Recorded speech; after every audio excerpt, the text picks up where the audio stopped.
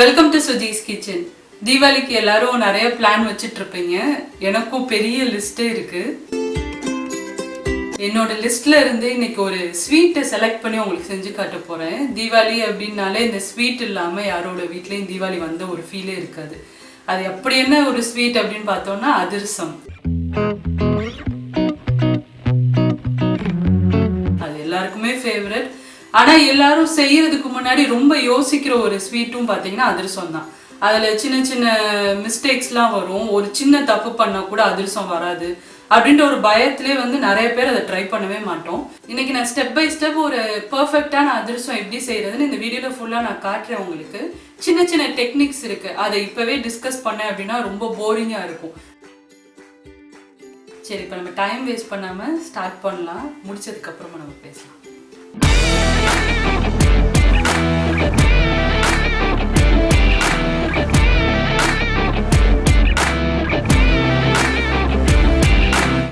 இப்போ அதிரசத்துக்கு மாவு ரெடி பண்ணுறதுக்கு இங்கே பச்சரிசி நான் வாங்கி வச்சுருக்கேன். ஒரு 1/2 கிலோ பச்சரிசி இது. இதை ஃபஸ்ட்டு நல்லா ஒரு 3-4 வாட்டி கழுவுனதுக்கப்புறமா இதை ஊற வச்சுக்கலாம். இப்போ பாருங்கள், ஒரு 3 வாட்டி நான் கழுவிட்டேன். இப்போ தண்ணி தேவையான அளவு சேர்த்துட்டு ஒரு 1/2 மணி நேரத்துலேருந்து 40 நிமிஷம் வரைக்கும் இந்த அரிசி ஊறினா போதும். ரொம்ப நீங்கள் ஊற வைக்க தேவையில்ல. நல்லா ஊறினதுக்கப்புறமா நம்ம அடுத்ததை ஒரு வேஷ்டி துணியில் இதை உணர வைக்க போகிறோம். இப்போ பாருங்கள், ஒரு 1/2 மணி நேரம் நான் ஊற வச்சு எடுத்திருக்கேன். இந்த மாதிரி ஒரு வெள்ளை துணியில் அரிசியை நல்லா தண்ணிலாம் வடிச்சிட்டு சேர்த்துருக்கேன். ஃபஸ்ட்டு இந்த மாதிரி அதை ஒன்று சேர்த்து மூட மாதிரி நம்ம கட்டிக்கலாம். கட்டிட்டு அந்த பாத்திரத்துலேயே ஒரு 10 நிமிஷம் அப்படியே நான் விட்டுற போகிறேன். அப்படி செஞ்சோம் அப்படின்னா கொஞ்சம் தண்ணி அதில் மிச்சம் இருந்தால் கூட அதை இந்த துணி நல்லா இழுத்துக்கிறோம். அதுக்கப்புறமா நம்ம உணர போடுறப்போ கொஞ்சம் ஈஸியாக இருக்கும். இங்கே பாருங்கள், நான் ஒரு நல்ல க்ளீனான வேஷ்டியை விரிச்சிருக்கேன். இதில் தான் அரிசியை உணர வைக்க போகிறேன். அடியில் தேவையான அளவு நியூஸ் பேப்பர், எத்தனை லேயர் வேணுமோ நீங்கள் அவ்வளோ நியூஸ் பேப்பர் போட்டுட்டு அதுக்கு மேலே இந்த வேஷ்டியை நீங்கள் விரிச்சுக்கோங்க. இப்போ நம்ம வடித்து எடுத்து வச்சுருக்க அரிசியை இந்த வேஷ்டியில் சேர்த்துட்டு நல்லா ஒரு 3/4 மணி நேரத்துலேருந்து 1 மணி நேரத்துக்குள்ளே இந்த அரிசி ரெடி ஆயிரும். உங்களுக்கு அந்த கரெக்டான பதத்தையும் உங்களுக்கு நான் காட்டுறேன். ஃபேனுக்கு அடியில் வச்சு நல்லா உணர வச்சுருங்க. வெயிலில் வச்சிடக்கூடாது. வெயிலில் வச்சிங்க அப்படின்னா முறுக்கு மாவு மாதிரி ஆகிடும். அதனால் ஒரு 3/4 மணி நேரம் வரைக்கும் இந்த வேஷ்டியில் நல்லா உணரட்டும். இந்த மாதிரி நல்லா விரித்து விட்டுருங்க. நான் உங்களுக்கு கரெக்டாக பதம் காட்டுறேன். இந்த டைமில் நீங்கள் கையில் தொட்டு பார்த்தீங்க அப்படின்னா அரிசி நிறைய உங்கள் கையோடு ஒட்டும். அந்த மாதிரி ஒட்டாமல் சேர்த்து பிடிக்கிற பதம் மாதிரி வரணும். அதை நான் உங்களுக்கு 3/4 மணி நேரம் கழித்து காட்டுறேன்.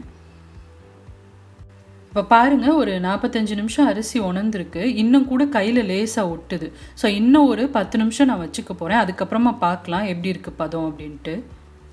இப்போ பாருங்கள், டோட்டலாக ஒரு 1 மணி நேரம் நான் வச்சுருக்கேன். இந்த மாதிரி அரிசியை ஒன்று சேர்த்து கையில் பிடிச்சிங்க அப்படின்னா உங்களுக்கு உதிரியாக விழுகும். ஆனால் ஸ்டில் கொஞ்சம் அரிசி உங்கள் கையோடு ஓட்டும். இதுதான் சரியான பதம். லேசாக ஈரப்பதம் இருக்கணும். இந்த ஸ்டேஜ் வரைக்கும் நீங்கள் உணர வச்சுக்கணும். இப்போ ஒரு மிக்ஸி ஜாரில் அதை சேர்த்துட்டு நல்ல நைஸான மாவை அதை அரைச்சிக்க போகிறேன் நான். இப்போ அரைச்சதுக்கப்புறமா மாவு ஜலடை எடுத்து வச்சுக்கோங்க. அதில் அரைச்ச மாவு எல்லாத்தையும் சேர்த்துட்டு நல்லா ஜலிச்சு எடுத்துக்கோங்க. கொஞ்சம் உங்களுக்கு குருணை ரவை மாதிரி பதத்தில் இருந்தது அப்படின்னா ஜலிச்சதுக்கப்புறமா அது திரும்ப அடுத்த பேட்சோட சேர்த்து நல்லா நீங்கள் நைஸாக அரைச்சிக்கணும். குருணையாக இருக்கக்கூடாது. மாவு உங்களுக்கு நல்லா நைஸாக இருக்கணும். இப்போ பாருங்கள், இந்த குருணை வந்திருக்கு இல்லையா, இதை அடுத்த அரிசியோடு சேர்த்து நான் அரைச்சிக்க போகிறேன். இந்த மாதிரியே எல்லா அரிசியும் நான் அரைச்சி எடுத்து வச்சுட்டேன். இப்போ மாவு பாருங்கள் நல்லா ரெடி ஆயிடுச்சு. மாவோட ஈரப்பதம் போகாமல் நம்ம பார்த்துக்கணும். அதுக்கு என்ன செய்யணும்னா இந்த மாதிரி கரண்டி வச்சு நல்லா அமர்த்தி விட்டுக்கோங்க. அமர்த்திட்டு லேசாக ஈரமாக இருக்க துணியை இது மேலே போட்டு நல்லா போத்தி வச்சிடலாம். அப்போ தான் உங்களுக்கு ஈரப்பதம் போகாமல் இருக்கும். அதுக்குள்ளே நம்ம குவிக்காக வெள்ளைப்பாகு காய்ச்சிட்டு வந்துடலாம். இப்போ பாருங்கள், பாகு காய்ச்சறதுக்கு இங்கே ஒரு பேன் சூடு பண்ணியிருக்கேன். அதில் வெல்லம் நான் ஒரு 350 கிராம் எடுத்திருக்கேன். 1/2 கிலோ அரிசிக்கு 350 கிராம் வெல்லம் சேர்த்தாலே கரெக்டான இனிப்பில் இருக்கும். இதை விட ஜாஸ்தி சேர்த்துட்டீங்க அப்படின்னா உங்களுக்கு அதிரசம் சாப்பிட்றப்ப ரொம்ப திகட்டும். அதனால் ஒரு 350 கிராம் வெல்லம் சேர்த்துருக்கேன். அதை துருவி எடுத்திருக்கேன். அதுக்கப்புறமா தண்ணி பார்த்திங்கன்னா 50 ml தண்ணி நான் சேர்த்துருக்கேன். தண்ணி நிறையா சேர்த்துட்டிங்கனாலும் பாகு தண்ணி ஆகிடும். அதனால் தண்ணி கரெக்டாக சேர்த்துக்கோங்க. இப்போ நான் ஒரு கிண்ணத்தில் தண்ணி எடுத்து வச்சுருக்கேன் உங்களுக்கு கன்சிஸ்டன்சி பார்க்குறதுக்கு. இப்போது வெல்லம் கரைஞ்சதுக்கப்புறமா நான் அதை ஒரு வடிகட்டியில் வடிச்சிட்டு அதுக்கப்புறமா திரும்ப இந்த பாத்திரத்தில் சேர்த்து கொதிக்க விட்டுட்ருக்கேன். இப்போ பாருங்கள், வெல்லம் பாகு ரெடி ஆகிட்டு இருக்க டைமில் நீங்கள் தண்ணியில் ஊற்றி பார்த்தீங்க அப்படின்னா உங்களுக்கு ஒன்று சேர்ந்து திரண்டு வராது. கரெக்டான பதம் வந்துருச்சு அப்படின்னா உங்களுக்கு நல்ல மாவு திரண்டு வர ஆரம்பிக்கும். ஸோ அதனால் இப்போ பாருங்கள், நான் பாகு இன்னும் காய்ச்சிட்ருக்கேன். ஒரு 10 நிமிஷமாவது ஆகும்.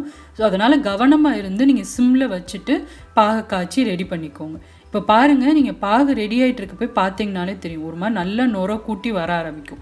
இந்த டைம் வர ஆரம்பிச்சிருச்சு அப்படின்னாலே நீங்கள் ரொம்ப கேர்ஃபுல்லாக பக்கத்தில் இருந்தே நீங்கள் அதை வந்து கரெக்டாக கன்சிஸ்டன்சி செக் பண்ணி பார்த்துக்கணும். இப்போ பாகு ரெடி ஆயிடுச்சு, நான் உங்களுக்கு காட்டுறேன் ரெடி ஆயிடுச்சு அப்படின்றத எப்படி கண்டுபிடிக்கிறதுன்னு சொல்லி நம்ம பார்க்கலாம். பாகை நல்லா கிண்டி விட்டுக்கோங்க, இல்லைன்னா உங்களுக்கு பொங்கி வெளியில் வந்துடும். இப்போ இங்கே இந்த பாத்திரத்தில் நம்ம சேர்த்து பார்க்கலாம். இந்த மாதிரி ஊற்றி பார்த்தீங்க அப்படின்னா அந்த பாகு வந்து நல்லா உங்களுக்கு ஒன்று சேர்ந்து வரும். இப்போ பாருங்கள், இந்த பாருங்கள் நல்லா ஒன்று சேர்ந்து வருது. இதுதான் சரியான பதம். இதை விட ஜாஸ்தி நீங்கள் வச்சுட்டீங்க அப்படின்னா பாகு முருகிடும், உங்களுக்கு அதிரசம் வராது. நல்லா இந்த மாதிரி கையில் எடுத்தாலும் உங்களுக்கு ஒன்று சேர்ந்து வரும். இப்போ பாகு ரெடி ஆயிடுச்சு. கடைசியாக நம்ம அடுப்பை ஆஃப் பண்ணதுக்கப்புறமா ஏலக்காய் வந்து நான் பொடி பண்ணி வச்சுருக்கேன், அது வந்து ஒரு 1/2 டீஸ்பூன் இதில் சேர்த்துக்கிறேன்.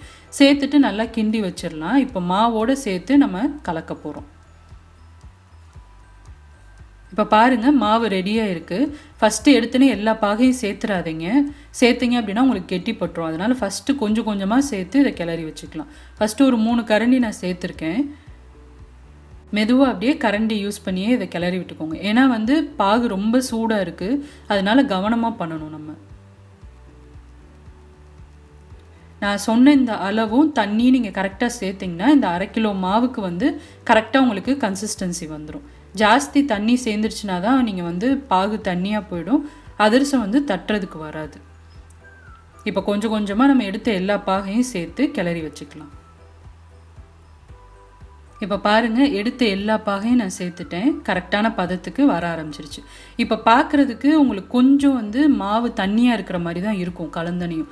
அதிரசத்தை பொறுத்த வரைக்கும் மாவு ஊறினதுக்கப்புறமா தான் உங்களுக்கு நல்லா கெட்டியாகும். ஊற ஊற தான் உங்களுக்கு வந்து டேஸ்ட்டு ஜாஸ்தியாகும். ஸோ எப்பயுமே அதிரச மாவு வந்து எவ்வளோக்கு எவ்வளோ ஊறுதோ அவ்வளோ டேஸ்ட்டாக வரும் அதிரசம். அதனால் எப்பயுமே அதிரச மாவு வந்து உடனே நீங்கள் அதிரசம் சுட முடியாது. அட்லீஸ்ட் ஒரு 24 மணி நேரமாவது நீங்கள் வச்சுட்டு நல்லா ஊறினதுக்கப்புறமா தான் நீங்கள் சுடணும். இப்போ பாருங்கள், கன்சிஸ்டன்சி இந்த மாதிரி இருக்குது. இதை நான் வந்து 1 நாள் வரைக்கும் நான் ஊற வைக்க போகிறேன். அதுக்கப்புறமா உங்களுக்கு அதிரசம் செஞ்சு காட்டுறேன். ரொம்ப ரொம்ப சூப்பராக வரும். நீங்கள் வெளியிலே வச்சு ஒரு 10 நாள் வரைக்கும் அதிரசம் சுடலாம். ஃப்ரிட்ஜில் வச்சிங்க அப்படின்னா 1 மாதம் வரைக்கும் இந்த மாவு கெட்டு போகாது, அப்படியே இருக்கும். இப்போ பாருங்கள், நான் நல்லா 1 நாள் வரைக்கும் ஊற வச்சுருக்கேன். இந்த மாதிரி ஒரு கவர் போட்டு நான் மூடி வச்சுருந்தேன். இப்போ மாவு பார்க்குறதுக்கே உங்களுக்கு நல்லா திக்காகி தட்டுற பதத்துக்கு வந்திருக்கும். இப்போ கையில் வந்து கொஞ்சமாக நெய் தடவிக்கோங்க. நெய் தடவாமல் எடுத்தீங்க அப்படின்னா மாவு உங்கள் கையில் ரொம்ப ஒட்டும். அதனால் லேசாக மட்டும் நெய் தடவிட்டு அதுக்கப்புறமா நம்ம மாவு எடுத்து உருட்டி பார்க்கலாம். இந்த மாதிரி உருண்டை மாதிரி எடுத்து கையில் உருட்டி பார்த்தீங்க அப்படின்னா நல்லா உங்களுக்கு உருட்ட வரும். இந்த மாதிரி வேணுங்கிற சைஸில் உருட்டி ஒரு தட்டில் நம்ம எடுத்து வச்சுக்கலாம். அடுத்ததாக அதிரசம் எப்படி நான் தட்ட போகிறேன் அப்படின்னா, ஒரு பாலித்தீன் பேப்பர் எடுத்து வச்சுருக்கேன். அதில் கொஞ்சமாக நெய் தடவிக்கலாம். நீங்கள் உங்ககிட்ட இருந்தது அப்படின்னா வாழை இலை யூஸ் பண்ணி கூட அதிரசம் பண்ணலாம். என்கிட்ட அது இல்லாதனால நான் பேப்பரில் தான் இன்றைக்கி பண்ண போகிறேன். இந்த மாதிரி நெய் தடவினதுக்கப்புறமா நம்ம உருட்டி எடுத்து வச்சுருக்க மாவை வந்து அதில் சேர்த்துட்டு ரொம்ப தின்னாக தட்டாதீங்க, கொஞ்சம் தடியாக தட்டிட்டு நடுவில் ஒரு ஓட்டை போட்டு இந்த மாதிரி ரெடி பண்ணி வச்சுக்கோங்க. எண்ணெய் இங்கே நான் வந்து சூடு பண்ணி வச்சுருக்கேன். ஒவ்வொரு அதிரசமாக தான் நம்ம பொரிச்சு எடுக்கணும். 2-3 சேர்த்திங்க அப்படின்னா சரியாக வேகாது, சீக்கிரம் கருகிடும். ஒரு அதிரசம் சேர்த்துட்டு தீ வந்து மிதமான தீயில் தான் இருக்கணும், மீடியம் ஃப்ளேமில் வச்சு இதை 2 பக்கமும் நம்ம சுட்டு எடுத்துக்கலாம். அதிரசம் பொறுத்த வரைக்கும் உங்களுக்கு ரொம்ப சீக்கிரமாக வெந்துடும். அதனால் தீ ஜாஸ்தி வைக்காதீங்க. ஜாஸ்தி வச்சிங்க அப்படின்னா இமீடியட்டாக சேர்த்த உடனே உங்களுக்கு கலர் வந்துடும், உள்ள மாவு அப்படியே வேகாமல் இருக்கும். இப்போ பாருங்கள், சூப்பராக அதிரசம் வந்து நல்லா கோல்டன் கலரில் ரெடி ஆயிடுச்சு. தேவைப்பட்டால் நீங்கள் இன்னொரு கரண்டி எடுத்துகிட்டு அதிரசத்தை நல்லா அமுக்குனீங்க அப்படின்னா எக்ஸ்ட்ரா இருக்க எண்ணெயும் உங்களுக்கு நல்லா வடிஞ்சிரும். அதுக்கப்புறமா நீங்கள் பாத்திரத்தில் சேர்த்துக்கலாம். இப்போ பாருங்கள், எல்லா அதிரசமும் நான் சுட்டு எடுத்துட்டேன். எவ்வளோ சூப்பராக கிறிஸ்பியாக இருக்குன்னு பாருங்கள். வெளியில் நல்லா மொறுமொறுன்னு இருக்கும், உள்ளே வந்து சாஃப்டாக இருக்கும். ஃபஸ்ட்டு எங்கே தப்பாகும் அப்படின்னு பார்த்தீங்கன்னா மாவோட பதத்தில். மாவு வந்து ஈரமாக இருக்கணும். கரெக்டான நேரத்தில் அரிசி லைட்டாக ஈரமாக இருக்கிறப்ப நீங்கள் மாவை அரைச்சி ரெடி பண்ணி வச்சுக்கணும். ரெடி ஆனதுக்கப்புறமும் அதை உணர விடாமல் அந்த ஈரப்பதத்தை அப்படியே நீங்கள் வந்து டைட்டாக நல்லா ஸ்பூன் வச்சு நல்லா அமர்த்தி அப்படியே வச்சுக்கணும். வெள்ளை பாகு காய்ச்சிருது. பாகு காய்ச்சிறப்ப நான் சொன்ன பதத்தை விட கொஞ்சம் தாண்டிட்டாலும் உங்களுக்கு அதிரசம் வந்து முருகலாயிடும். பாகு முருகிருச்சு அப்படின்னாலே ஒன்று அதிரசம் வந்து எண்ணெயில் போட்டனே பிரிஞ்சு போயிடும். இல்லை அப்படின்னா உங்களுக்கு அதிரசம் மாவு பார்த்தீங்கன்னா தண்ணி ஆகிடும், உங்களுக்கு தட்டுறதுக்கு வரவே வராது. எத்தனை நாள் நீங்கள் ஊற வச்சாலும் அது தட்ட வராது. மூணாவதுன்னு பார்த்தீங்கன்னா நீங்கள் கடையில் வெல்லம் வாங்குறப்போ பார்த்து நீங்கள் வாங்குங்க. பாகு வெல்லம் அப்படின்னு கேட்டு வாங்குங்க. ஒரு சில வெல்லம்லாம் பார்த்தீங்கன்னா உங்களுக்கு ரொம்ப முருகி இருக்கும் அவங்க வெல்லம் தயாரிக்கிறப்பவே.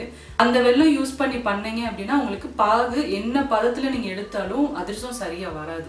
நீங்களும் செஞ்சு பார்த்துட்டு உங்களோட ஃபீட்பேக் அண்ட் கமெண்ட்ஸை மறக்காமல் எனக்கு போஸ்ட் பண்ணுங்கள். பாய். மறந்துட்டேன் பார்த்தீங்களா?